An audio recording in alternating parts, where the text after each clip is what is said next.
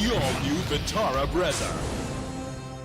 फर्रुखाबाद ऋषि मुनियों की धरती मानी जाती है। इसका इतिहास गौरवशाली रहा। शीघ्र ही इस पंचाल नगरी का इतिहास प्रकाश में जनता के सामने लाया जाएगा। लोगों को चाहिए संवेदनशील, धैर्य बनाकर, परोपकारी बनकर लोगों के काम आए। नववर्ष मिलन कार्यक्रम का आयोजन साहित्यिक सांस्कृतिक संस्था अभिव्यंजना की आस्था प्रमुख डॉक्टर रजनी सरीन के निवास स्थान पर अरुण प्रकाश तिवारी ददुआ की अध्यक्षता में नववर्ष मिलन समारोह का आयोजन हुआ, जिसका संचालन संस्था समन्वयक भूपेंद्र प्रताप सिंह ने किया। जहां साहित्यकारों ने नववर्ष पर अपनी रचनाएं प्रस्तुत की, उन्हें अंग वस्त्र देकर सम्मानित किया गया। इस मौके पर संस्था प्रमुख डॉक्टर रजनी सरीन ने कहा, फर्रुखाबाद की भूमि ऋषि मुनियों की तपोभूमि रही। साहित्य, कला, संस्कृति का इसमें समावेश। इस मौके पर उद्योग व्यापार मंडल के प्रदेश उपाध्यक्ष अरुण प्रकाश तिवारी ने संस्था द्वारा हिंदी को आगे बढ़ाने के लिए किए जा रहे कार्यों की सराहना की।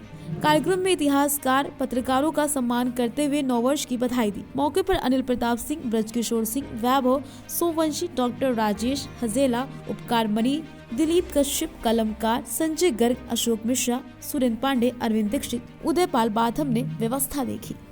काल में तब एक बार रजिस्ट्रेशन होता था, वो लाइफ लॉन्ग होता था, दोबारा नहीं होता था।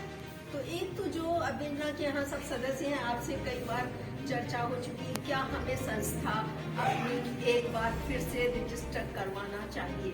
एक बात ये करना चाहिए, जो आप अपनी राय देंगे उसी हिसाब से आगे चलेंगे। और जब साहित्य सम्मेलन हुआ था तो जो लोग आए थे या जो दूर भी बैठे थे, इतना तक था कि मुझे किसी और ने कहा था कि अटल जी ने ये बात कही, भूतो न भविष्य में, कि ऐसा नहीं हो सकता। और जो लोग उसमें गए थे वो कह रहे थे ये उस समय कांग्रेस का बोलबाला था, ये तो कांग्रेस के अधिवेशन से भी बड़ा हुआ है। ऐसे सबका सहयोग रहा था। आगे देखते हैं कैसा होता है। और हमें इस बात का, इतिहास की बात हो रही थी, गौरव है कि हम फर्रुखाबाद में रहने का मौका मिला। हुकुम सिंह जी की मैं याद करती हूँ, वो मेरे मायके के थे और वहाँ पर उनकी जमीन थी, 80 बीघा जमीन थी। उसे बेच के उन्होंने पिरवा कॉलोनी में घर लिया था। तो मैंने उनसे पूछा ऐसी क्या बात थी। डीएन कॉलेज के प्रिंसिपल रहे थे कि अब तो है नहीं, शरीर छोड़ चुके हैं, ऐसी क्या बात थी जो आपने वहाँ छोड़ दिया और यहाँ पर आपने ये जगह ली। तो उन्होंने ये बताया था ये पांचाल क्षेत्र है।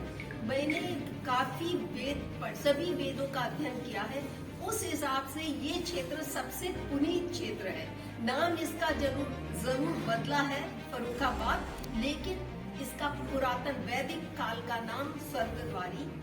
और ये अगर जब भी पृथ्वी पे प्रलय आएगी तो ये क्षेत्र बचेगा, बाकी सब क्षेत्र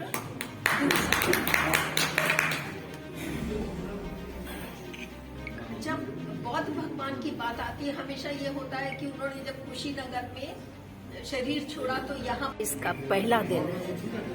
मैंने ये प्रार्थना की है यहाँ पर जितने लोग उपस्थित हैं, अभिव्यंजना के बैनर के तहत कि सब अपने प्रदेश को, अपने देश को, अपने घर को, अपने समाज को वसुधैव कुटुंबकम की भावना से पल्लवित करें, पोषित करें। हर किसी का ध्यान रखें, जितना जिसको सहयोग दे सके। और साहित्यिक संस्था जहाँ पर भी साहित्य की जरूरत होगी, चाहे वो संस्कार भारती हो अथवा कोई और संस्था हो, हमेशा आगे से आगे उसका सहयोग करने के लिए तैयार रहेगी। मैम, जब आप अभी बात कर रहे थे तो एक प्रमुख बात आई कि फर्रुखाबाद के इतिहास के बारे में कुछ लोगों को जानकारी नहीं है, उसको लोगों को पहुँचाने के लिए, क्योंकि असली इतिहास कहीं न कहीं कागजों में, इतिहास पन्नों में दब गया है, उसको लोगों को पहुँचाने के लिए क्या कर दिया जाएगा? आपका सुझाव बहुत अच्छा है। मैं इस पर विचार करके अपनी टोली से, अपने संस्था के सदस्यों से विचार करके एक पूरी की पूरी स्मारिका अपने भारत के इतिहास से जोड़ते हुए फर्रुखाबाद के इतिहास का ये अगले साल इसको प्रकाशित करवाने की कोशिश करूँगी।